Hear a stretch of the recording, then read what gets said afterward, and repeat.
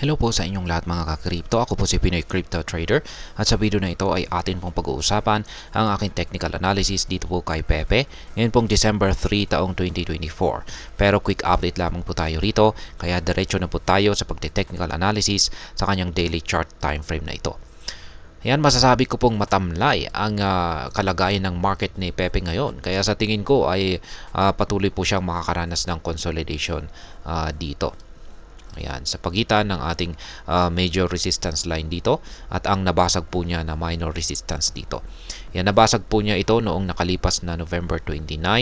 Yan, tumagos po siya rito. Kaso pagkatapos po niyan ay ayan, muli po siyang nag-consolidate. Kaya ito na po ay nagsisilbing isang support. Yan, lahat po ng mga kulay red ay support, lahat naman po ng mga kulay green ay resistance. Ayan, at ang dahilan kung bakit siya nag-consolidate dito ay gaya ng aking sinabi kanina ay matamlay po ang market ni Pepe sapagkat mapapansin po natin na maliliit po yung mga sukat na nabubuo dito sa ating QQE mod indicator. At mapapansin po natin dito sa ang ating hazard indicator naman ay medyo bahagyang lumiit yung sukat ng pangangatawan nito. Hindi po katulad dito. Ayan, sa bahaging ito ng na pangangatawan na ating Hall Suite indicator na medyo malaki. Yan, medyo pumayat po siya rito. Kaya nagpapakita po yan ng paghina ng bullish momentum nitong si Pepe.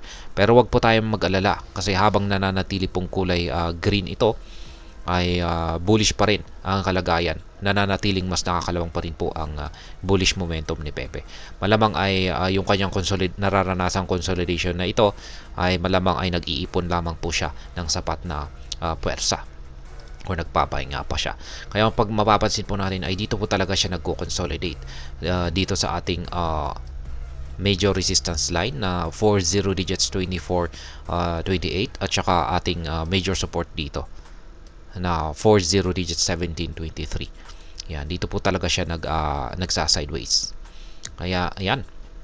Ngayon ay yan na nga yung aking isang projection dito ay mukhang dito po magko-consolidate sa paparating na araw itong si Pepe. Ayan, ilalim ng ating major support na ito at saka ibabaw naman ng ating minor support. Ayan, major resistance po pala ito. Ayan. Ang aasahan lamang po natin dito ay magpapatuloy po sa pag-angat sa presyo itong si Pepe sa kondisyon na basta mababasag niya or malalampasan niya yung major resistance line natin dito sa presyong 40 digits 2428 at aakyatin po niya. Mayan, mataas po ang aakyatin niya pag kung sakaling nagawa niyang basagin ito or tagusin. Yan po ay ang presyong 40 digits 3566 kung saan ay meron po tayo nakabang rito na isang sell pending order or take profit. Ayan, kailangan po talaga niyang tagusin or basagin ito. Pero sa kalagayan po ng kalagayan po ngayon ni Pepe na matamlay siya or wala po siyang gaanong volatility ay ayan, malabo po na mabasag niya ito ngayon. Kaya yan, patuloy po nating bantayan kung makakakuha siya ng sapat na pwersa para ipagpatuloy ang kanyang pag-angat sa presyo. At syempre nandyan pa rin po yung chances na muli po siyang bumalik dito sa ilalim ng ating minor support dito. At posible po siyang bumagsak dito sa sunod na major support natin dito na nasa presyong 40 digits 1723, which is meron po tayo nakabang rito na isang buy pending order.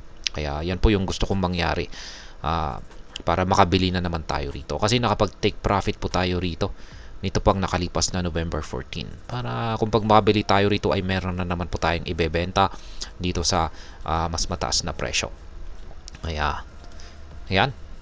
Yan po yung aking analysis, technical analysis update ngayon kay Pepe. Mukhang patuloy po siya na makakaranas sa kanyang consolidation kasi matamlay po siya ngayon.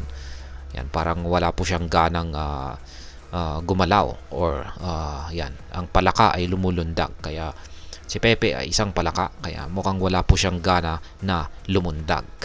Kaya consolidate muna siya. Ayan.